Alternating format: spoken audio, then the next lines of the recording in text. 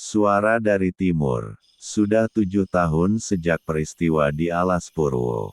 Sinta kini tinggal di Malang, bekerja sebagai fotografer lepas. Hidupnya tampak normal, atau setidaknya, ia berusaha membuatnya begitu. Namun sejak sebulan terakhir, ada sesuatu yang mulai berubah.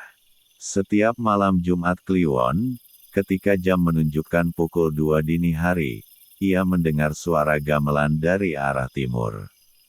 Bukan dari radio, bukan dari tetangga. Dari angin. Awalnya ia mengira itu mimpi, tapi suara itu terlalu nyata, lembut, berirama, seperti datang dari jarak yang sangat jauh namun terasa di dalam kepala. Setiap kali ia mendengarnya, tanda spiral di lehernya terasa hangat dan berdenyut pelan, seolah ikut menari mengikuti gending itu. Malam ini, suara itu terdengar lagi. Gendingnya sama seperti dulu di dalam hutan, pelan, berat, dan menyimpan kesedihan. Sinta bangun dari tempat tidur, melangkah ke jendela. Langit timur tampak ganjil, cahaya redup seperti fajar, padahal belum waktunya. Ia menatap arah Banyuwangi, tempat semua itu dimulai. "Raka," bisiknya, "kamu masih di sana?" "Iya." Dari kaca jendela, pantulan wajahnya tampak berbeda. Sesaat, ia melihat bayangan lain di belakang dirinya, wajah seorang pria dengan mata merah samar. Ia menoleh cepat. Kosong. Suara gamelan berhenti. Tapi di udara, terdengar satu kalimat lirih dalam bahasa Jawa halus. "Wong anyar melebu alas. Orang baru telah memasuki hutan." Sinta tertegun. "Apa?" Beberapa detik kemudian, ponselnya berdering. Nomor tak dikenal. Ia menjawab dengan ragu. "Halo." Suara di seberang berat, serak, dan seperti diselimuti gema. "Aku Doni. Kita harus ketemu. Sekarang." Bab 2. Pesan dari Gresik. Mereka bertemu di sebuah warung kopi kecil dekat Terminal Malang. Doni tampak tua, lelah, dan kurus. Di tangannya ada map coklat yang ia letakkan di meja tanpa bicara. Sinta menatapnya, jantungnya berdebar. Apa yang terjadi? Doni membuka map itu. Isinya foto-foto hitam putih, beberapa hasil cetakan berita lokal Banyuwangi. 2 pekerja hilang di sekitar Alas Purwo. Penduduk desa Kalipait laporkan suara gamelan dari dalam hutan.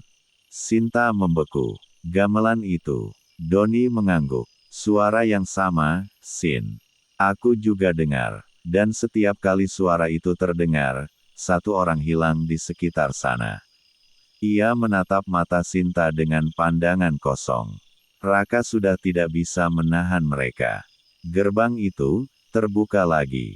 Sinta memegang lehernya tanpa sadar. Spiral itu berdenyut cepat, menyakitkan. "Dia memanggil aku." Doni menarik napas panjang. "Aku tahu. Karena cuma kamu yang bisa dengar dia. Karena kamu masih punya tanda itu." Sinta menggenggam tangannya erat. "Kalau begitu, kita harus kembali ke sana." Doni menatapnya ngeri. "Kalau kita balik, mungkin gak bakal keluar lagi." Sinta menatap lurus ke arah jendela, ke timur. "Kalau kita gak balik, yang lain bakal ikut hilang." Bab 3. Kembali ke pintu timur. Malam itu, mereka berangkat ke Banyuwangi. Langit gelap total, tanpa bintang. Begitu melewati hutan jati di ujung jalan Kalipait, angin berubah arah, membawa aroma dupa dan tanah basah, aroma yang Sinta kenal. Gerbang Alas Purwo masih sama. Wilayah terlarang setelah senja. Rantai pengaman sudah berkarat. Namun anehnya, pintu kayu itu terbuka sedikit, seolah sudah menunggu. Doni menatapnya. "Kau yakin mau masuk?" Sinta mengangguk, suaranya pelan tapi tegas. Ini bukan pertama kalinya aku ke sini. Dan mungkin, yang kedua ini, adalah terakhir kalinya. Begitu mereka melangkah masuk, kabut turun cepat, menelan cahaya senter mereka. Hening. Tapi jauh di dalam, samar-samar, terdengar suara yang tak asing bagi keduanya. Gong, kendang, gender. Suara gamelan itu kembali, pelan, berulang, memanggil. Namun kali ini, di antara nada-nadanya, ada suara lain yang berbisik. Sinta, metu maneh, anakku, aku nunggu ing lawang. Sinta berhenti. Raka, Doni menatap ke arah kabut yang kini bergerak seperti hidup. Namun dari balik kabut itu, muncul cahaya merah samar, dan bayangan Raka berdiri di sana, masih muda, tapi matanya kini bersinar seperti bara. Kowe bali, Sin. Kau kembali, Sinta. Sinta meneteskan air mata. Raka, aku datang buat bantu kamu keluar. Namun Raka tersenyum lemah. Aku ora iso metu. Nanging saiki, kowe sing bakal jaga. Aku tak bisa keluar. Tapi sekarang, kaulah yang akan menjaga. Bab 4. Warisan Penjaga. Kabut di sekeliling mereka menebal. Suara gamelan kini seperti datang dari segala arah, tidak hanya dari dalam hutan, tapi juga dari dalam tanah. Gong berdentum pelan, lalu menghilang dalam gema panjang yang seperti menelan udara. Raka berdiri di depan mereka, cahaya merah di matanya redup, hampir padam. Tubuhnya tampak setengah transparan, seperti bayangan yang belum selesai terbentuk. Sinta, katanya lirih. Gerbang wis kebukak maneh. Sing lawas wis tangi. Gerbang sudah terbuka lagi. Yang lama telah bangkit. Sinta menatap sekeliling, mencoba melihat apa yang dimaksud.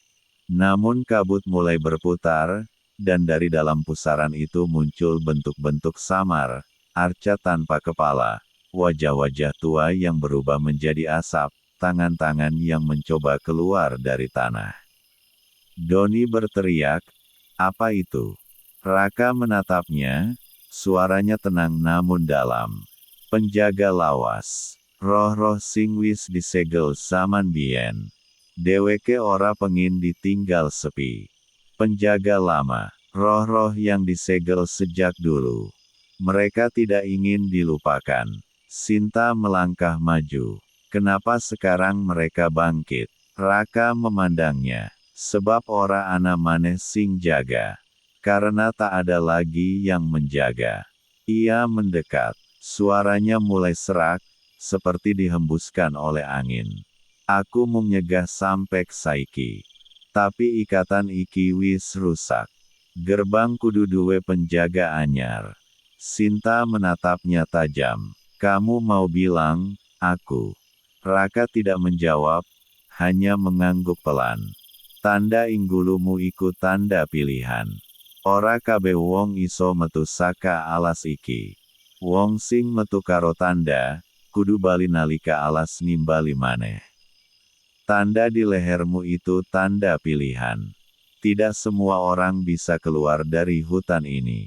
Siapapun yang keluar dengan tanda, harus kembali saat hutan memanggil." Sinta terdiam.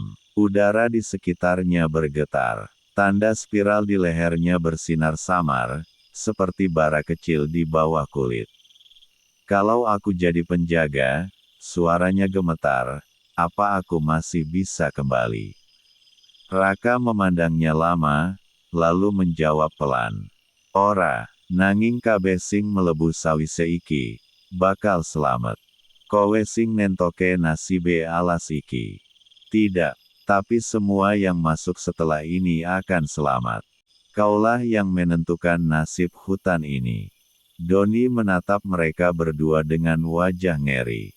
"Tidak, Sinta, kita datang buat nutup gerbang, bukan biar kamu." Sebelum ia sempat melanjutkan, tanah di bawah mereka bergetar. Akar-akar pohon naik dari tanah, berpilin seperti ular, mengelilingi kaki Sinta. Dari kejauhan, suara gong besar terdengar sekali lagi, keras, dan setelah itu, semuanya diam. Raka menatap Sinta untuk terakhir kalinya. Sing melebu karo tanda, mung iso metu yen gelem ninggalake awak. Yang masuk dengan tanda, hanya bisa keluar jika bersedia meninggalkan raganya. Sinta memejamkan mata. Ia tahu apa artinya itu. Tanda hubung, tanda hubung, tanda hubung. Beberapa jam kemudian, kabut di alas Purwo menghilang. Petugas Taman Nasional menemukan Doni pingsan di dekat gerbang, tanpa Sinta di sisinya.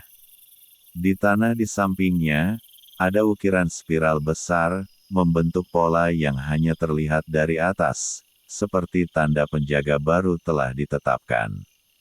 Dan jauh di dalam hutan, di antara akar tua dan batu berlumut, seorang perempuan berdiri di depan arca yang kini utuh kembali.